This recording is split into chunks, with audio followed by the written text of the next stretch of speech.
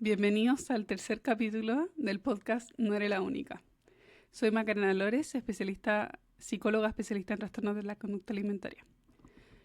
No eres la única es un espacio donde encontrarás relatos de mujeres que en algún momento sintieron lo mismo que estás sintiendo tú hoy. Mi deseo es que al escuchar estas voces te reconozcas, te sientas acompañada y recuerdes que no eres la única. En el episodio de hoy estoy acompañada de Bernardita, quien es actualmente mi paciente, y contará su historia en torno a la recuperación de la bulimia nerviosa. Hola Bernardita, ¿cómo estás? Hola Maca, bien, ¿y tú? Bien, también, gracias. Oye, cuéntame un poco por qué, si te acuerdas más o menos, por qué decidiste ir al psicólogo. Em, yo busqué ayuda en realidad, traté de que fuese un psicólogo especialista en lo que yo estaba buscando en ese momento. Em, Me costó igual encontrar un psicólogo que fuese especialista en trastorno alimenticio. No sé si es que hay pocos, no hay mucha información del tema, pero logré como hacer el enlace y llegar como a tu consulta. Em, en realidad yo creo que cuando decidí como que de pedir ayuda fue cuando acepté que en realidad lo que me pasaba, mm, o sea, como aceptar en realidad como el decir como estoy enferma o necesito ayuda. Ujú. Creo que cuando pude como decir como estoy mal, dije ya, voy a buscar ayuda. Bueno, ¿y te acuerdas más o menos como en ese momento cómo era tu relación con la comida, con el deporte y con tu cuerpo en general? Bueno, en realidad yo pasé como mucho tiempo sintiéndome como avergonzada de lo que me pasaba, em, fingiendo que esto era como algo normal o que era algo que no se debía contar.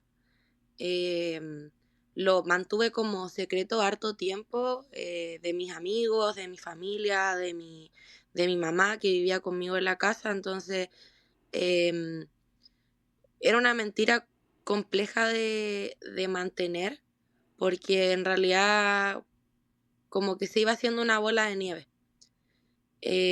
Cada mentira se volvía más grande y ya llegó un punto en el que vivía en la mentira y como que yo misma me engañaba con las cosas.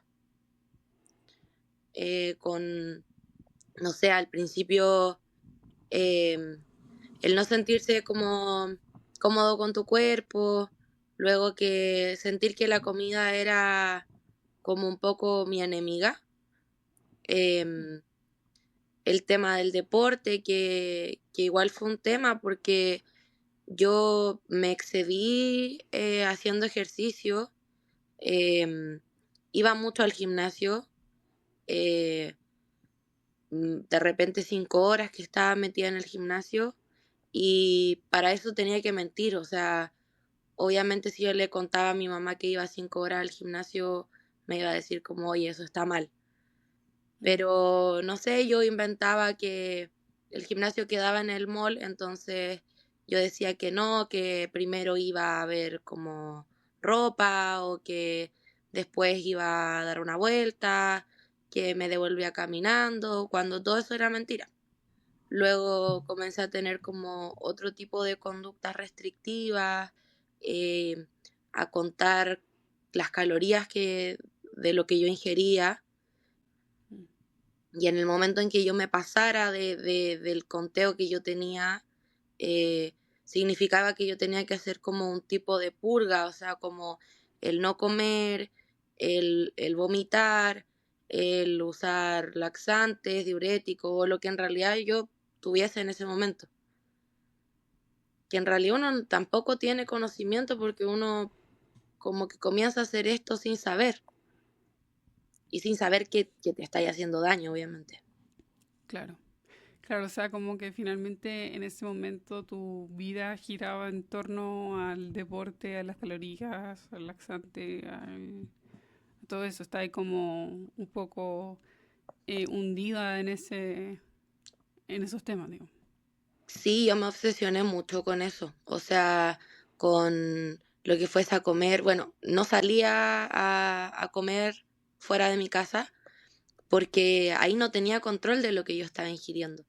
No Mm, sabía cuántas calorías significaba el comerse un plato de fideos en, no sé, un restaurante. claro. Entonces, ahí seguía con las mentiras, decía que no me sentía bien, o, o le decía a mi mamá que, no sé, había comido algo y me había caído mal y que por eso yo estaba vomitando.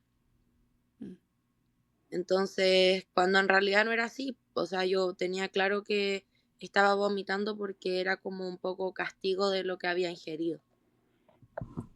claro.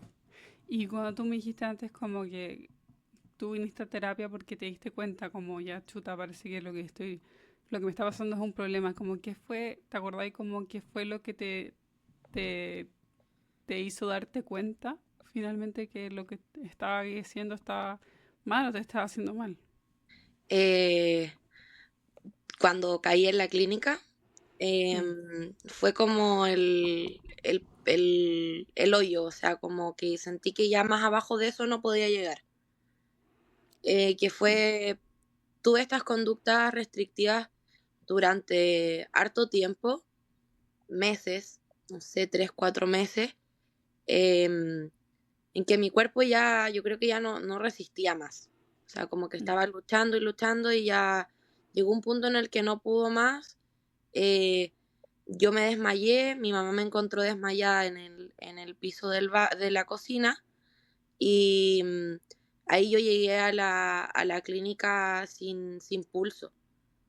mm. Yo creo que eso fue lo que me asustó, como a decir así como poner un poco en la balanza, ¿qué era más importante? O sea, como el verme bien o, o morirme, porque, o sea, al final estaba como luchando contra una imagen, eh, pero ¿a qué costa? O sea, como hasta dónde llega uno, como no sabía cómo que todo lo que yo estaba haciendo me podía provocar el morirme realmente. Claro, eso es lo que pasa un poco con los trastornos alimentarios, que, eh, o sea, y efectivamente hay gente que se muere de esto. Yo creo que pocos lo saben finalmente. Mm, Sí, igual como que, nada, cuando pasó lo del tema del desmayo, aún así yo continué con mi mentira porque, como te digo, era muy grande. mm, Entonces, no fui capaz de decirle a los médicos que no estaba comiendo, que, que estaba teniendo todas estas conductas, entonces fingí que no tenía idea de lo que me estaba pasando y que no tenía idea por qué me había desmayado. Y bueno, ahí me dijeron que tenía disautonomía, estuve hospitalizada, me acuerdo, una noche como en observación. Y claro, me dejaron con el diagnóstico que había sido de disautonomía y que yo me desmayaba porque mi presión bajaba. Pero en realidad yo me estaba desmayando porque no tenía eh, alimento en mi cuerpo, o sea, no me estaba nutriendo, no tenía azúcar, eh, los vómitos me generaban estar deshidratada todo el tiempo, entonces mi cuerpo estaba colapsando y yo lo estaba forzando más de la cuenta. O sea, mi cuerpo ya no podía más. ¿y qué cosa crees que de la enfermedad crees que hacía que fuese tan difícil salir? Como, ¿qué beneficio, entre comillas, crees que te daba? O sea, me acuerdo que de las primeras sesiones que tuvimos, tú me preguntaste que cuál era mi peso que yo estaba buscando, o sea, cuál era el peso ideal. Y ahí yo me di cuenta que no tenía ninguno. O sea, Mm, no tenía un fin con esto. No, no era que yo dijera, oh, me quiero parecer a tal persona, o quiero que me quede tal pantalón, quiero llegar a tal talla de ropa. No tenía un fin. Entonces, como que ahí me vi perdida y dije, como no sé qué está pasando conmigo, no sé cómo pararlo, cómo detenerlo, no sé a quién acudir. Y ahí cuando me mm, sentí perdida, yo creo que eh, fue como el momento en que dije, ya voy a aceptar ayuda y todo, pero con vergüenza, o sea, me daba mucha vergüenza el aceptar que vomitaba, Mm. el aceptarse que uno no está bien. Aceptar un diagnóstico finalmente es como aceptar que uno lo ve como una equivocación, como que es un error, por así decirlo, lo que te está pasando. Sí, yo, claro, en un inicio uno igual se engaña y se auto hace creer que esto está bien, que una vez no va a pasar nada, que si vomito una vez no va a ser tan terrible, que si lo hago diariamente, bueno, tal vez no lo vaya a hacer la próxima semana. Pero me acuerdo de que estaba escuchando el mismo podcast y que Mm. escuchaba que una de las niñas comentaba que se sentía como drogadicta. Y es real, como que uno sí siente que esto es como una droga. O sea, yo sentía que en algún momento cuando yo quise detener todas estas conductas restrictivas no podía. Mm. Ya se me había como... Mi cuerpo se había acostumbrado a vomitar. Mm. Entonces ya no necesitaba como yo provocarme el vómito, sino que mi reflejo arcaico ya estaba tan como débil que yo con el solo pensamiento de decir estoy alimentándome mal, estoy comiendo esto que tiene grasa, me generaba vomitar. Entonces en el momento en que yo quise parar, no podía. Mm. Y todavía al día de hoy siento que si vomito una vez, tal vez vuelva a recaer. Como que siento Mm. que aún está el miedo de como, hoy si vuelvo al gimnasio, no voy a tener autocontrol y voy a caer de nuevo en esto mismo. Claro, que es como un poco lo que decía la Anto en el primer episodio, como si es que me como un chocolate, voy a desencadenar el atracón. Claro. Entonces, claro, todavía estaba en un punto como de la recuperación que mm, no está como tan establecida, por así decirlo, la recuperación, sino que como que igual sigue viendo el miedo de volver a recaer. Que bueno, que puede pasar porque todos sabemos que las recaídas son parte del proceso también. Sí, eso es difícil de entender también, de que como que yo leía harto sobre el tema y como que hay mucha información, pero poca como, o sea, no sé, como que siempre uno encuentra en Instagram un post que dice así como, no te sientas mal por comer, como, como que ese es como el apoyo que hay, pero más allá nadie habla de eso. No, Mm. no, no se escucha gente que diga, yo pasé por esto, yo ya lo viví, yo lo entiendo, yo sé qué es lo que significa. No, no es mucha la gente que se atreve a hablar del tema porque igual da vergüenza como contar esto y que muchas veces yo me sentía que si yo decía que tenía bulimia, la gente no me iba a creer porque siempre se imagina que la gente con anorexia o que la gente con bulimia es como ultra, hiper, mega delgada, casi Mm. como esquelética y que yo no me sentía así, entonces decía como nadie me va a creer que yo realmente tengo bulimia. Mm. Y yo también en algún momento dije como no, tal vez no tenga bulimia, tal vez esto solamente está iniciando y como que puede mejorar, pero yo no me daba cuenta de que tenía muchas conductas restrictivas como mínimas que yo no pensé que eran tan importantes.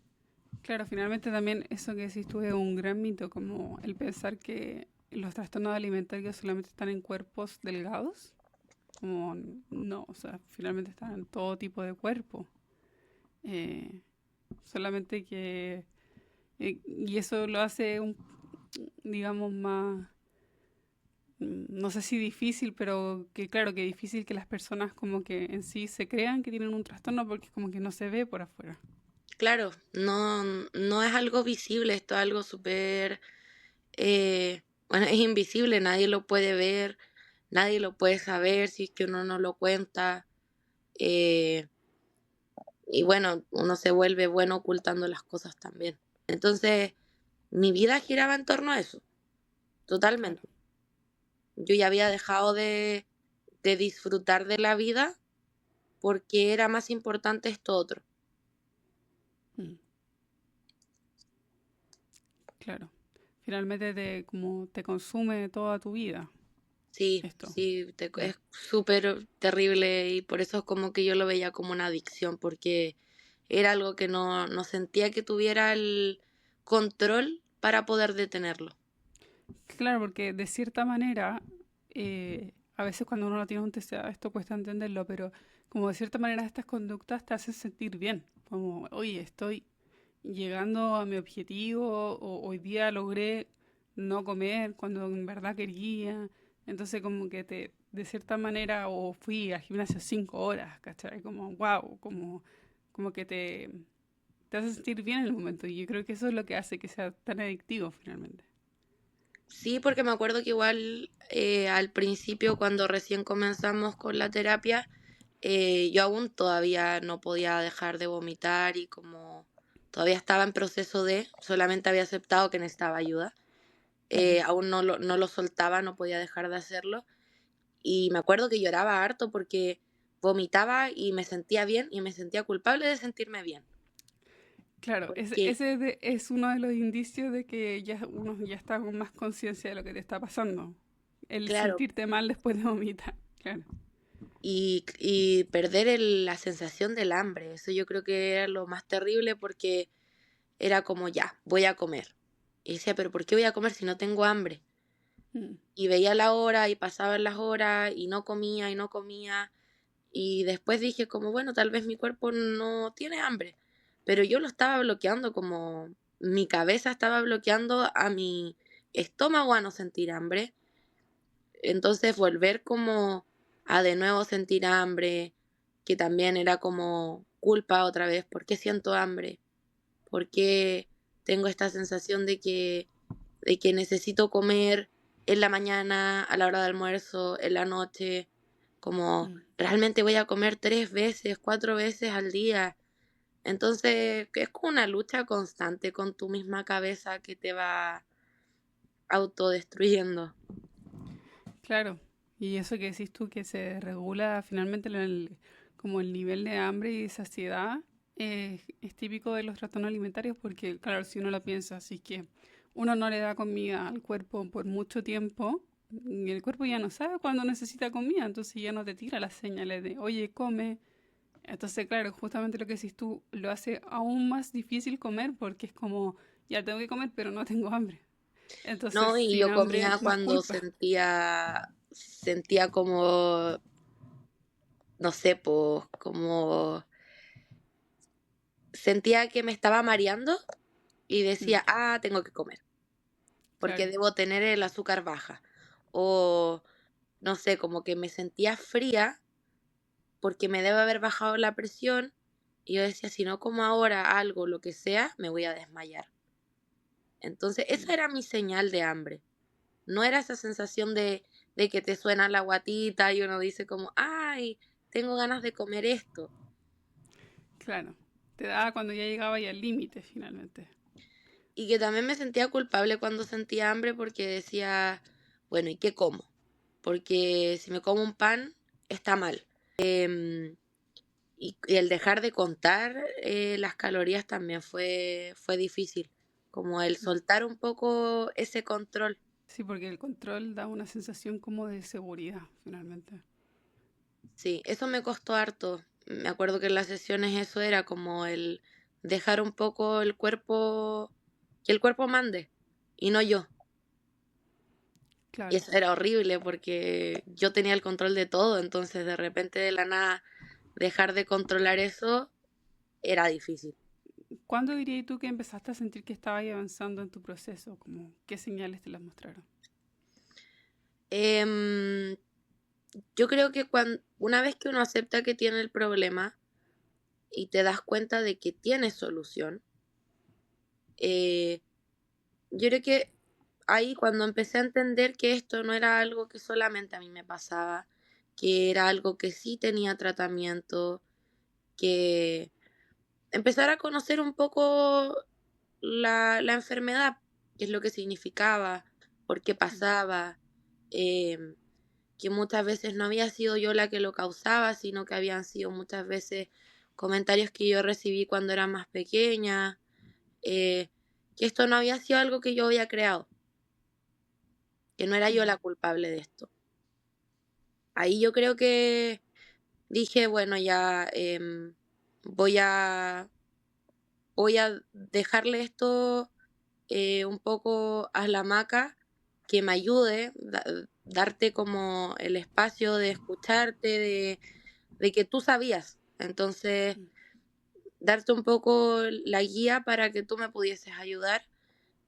Y ahí me di cuenta de que podía, de que sí podía comer sin sentir culpa, de que podía salir a comer con mis amigas y pasarlo bien y no estar pendiente de la comida, de si me están viendo o no me están viendo. Cuando me di cuenta de que sí podía salir de ahí, yo creo que ahí dije como ya, estoy mejorando.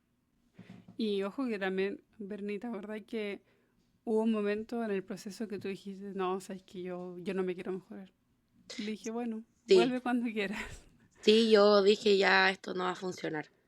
No va a funcionar porque era una lucha constante con que yo buscaba ayuda, lo intentaba, pero como que una parte de mi cuerpo no quería sentirse bien porque yo sentía bien vomitando y yo decía, bueno, tal vez no necesito ayuda o tal vez no la quiero porque era más importante para mí el verme físicamente más delgada, pero nunca tuve un objetivo, entonces estaba súper perdida. Y entonces Claro, quería buscar ayuda, pero no, pero sí, y como que no estaba en un limbo de, de que nadie me podía ayudar. Sentía que esta claro, enfermedad tenía como voz y como que era mayor que yo. O sea, era más fuerte eh, la enfermedad que yo pudiese decidir ante mí. claro. Se entiende. Y bueno, el tema es que después la Berni volvió.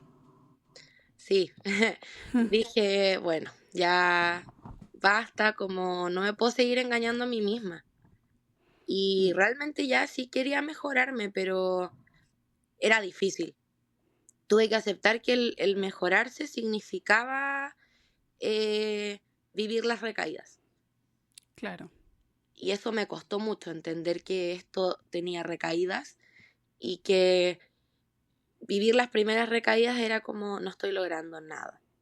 Volví al inicio en donde partí, volví de cero, pero ahí me acuerdo que conversamos harto de que las recaídas son algo que eh, hay que vivir y hay que entender que caerse no significa el partir de cero, sino que es como una pausa y entender que se puede seguir después de esa caída.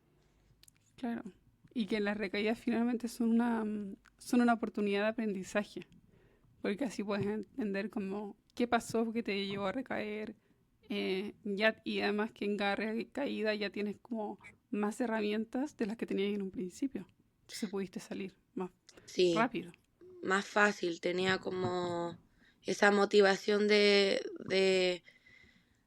que, bueno, esta vez tuve una recaída con esto, pero tal vez hace 2 meses esta recaída hubiera sido más fuerte porque no tenía las herramientas para salir de ahí. En cambio, Claro.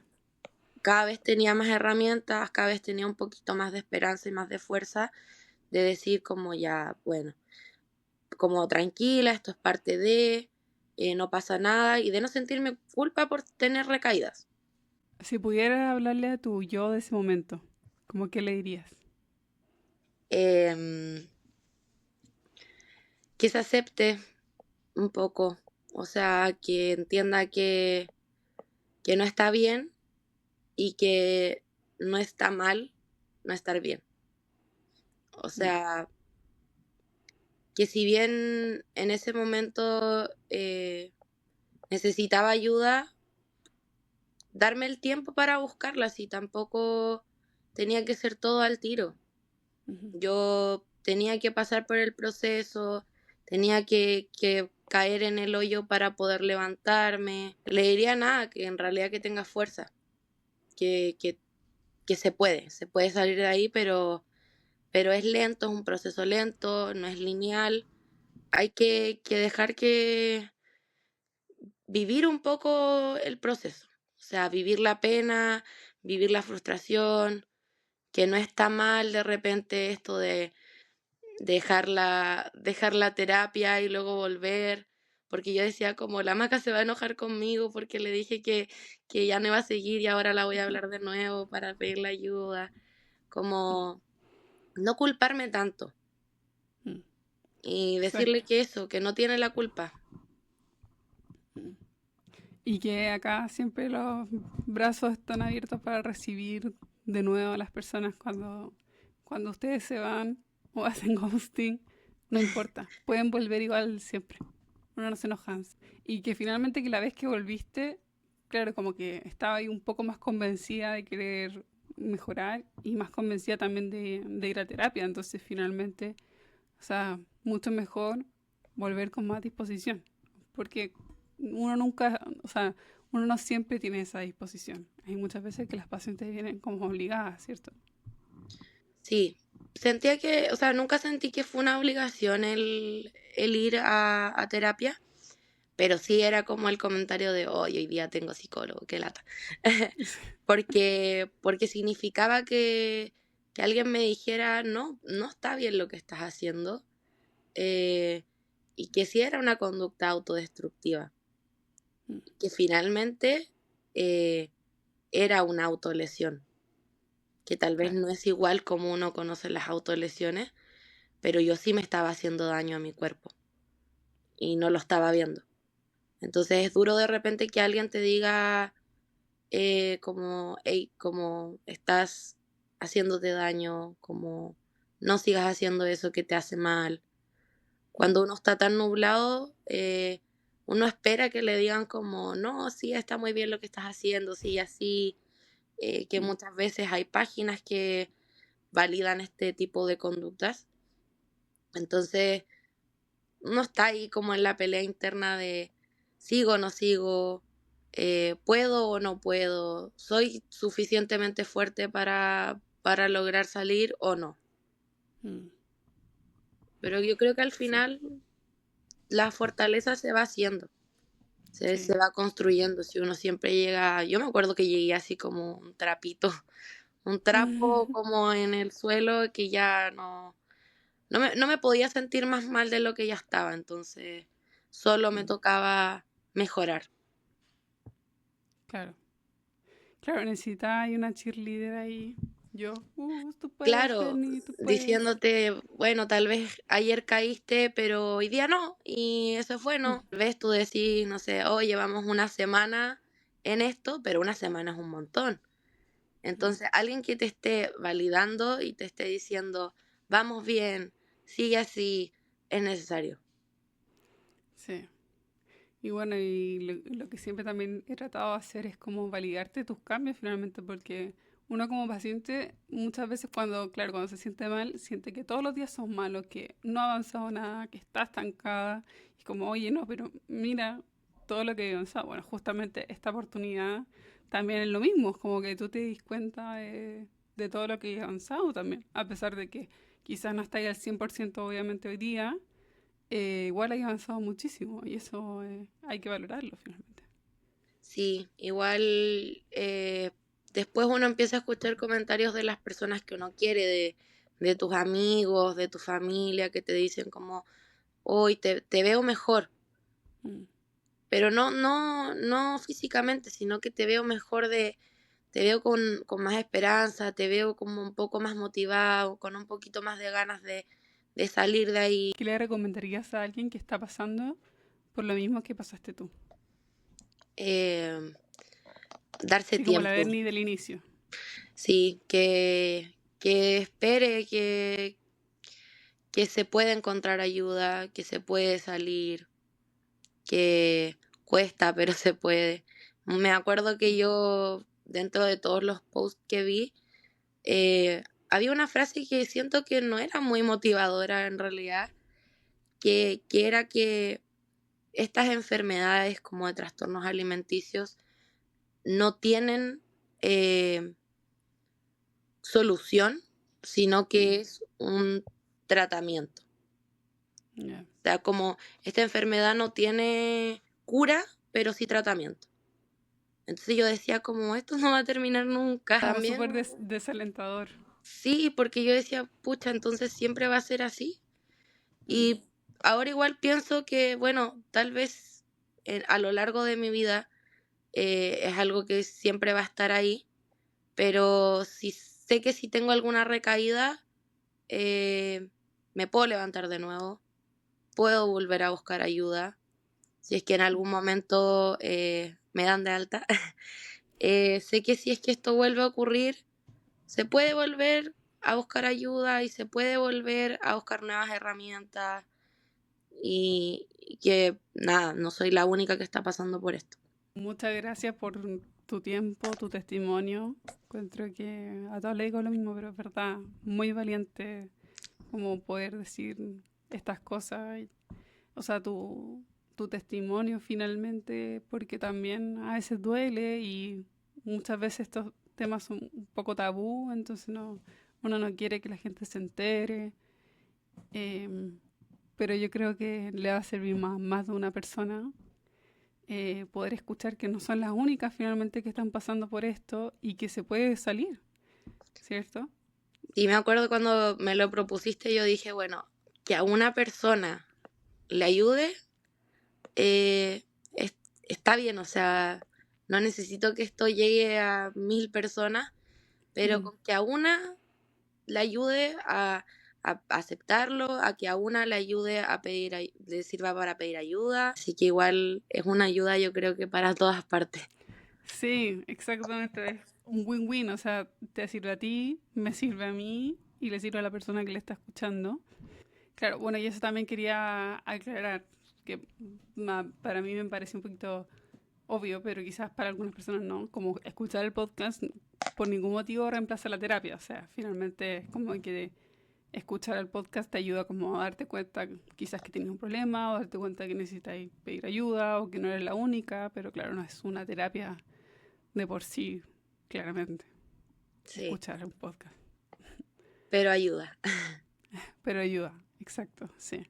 Y espero que para mí también sea un trampolín como para darme como más motivación para poder como seguir avanzando en esto. Si no es un proceso que esté cerrado aún para mí, Mm, pero, pero sí es como importante el haberme sentido lo suficientemente valiente para poder hablarlo.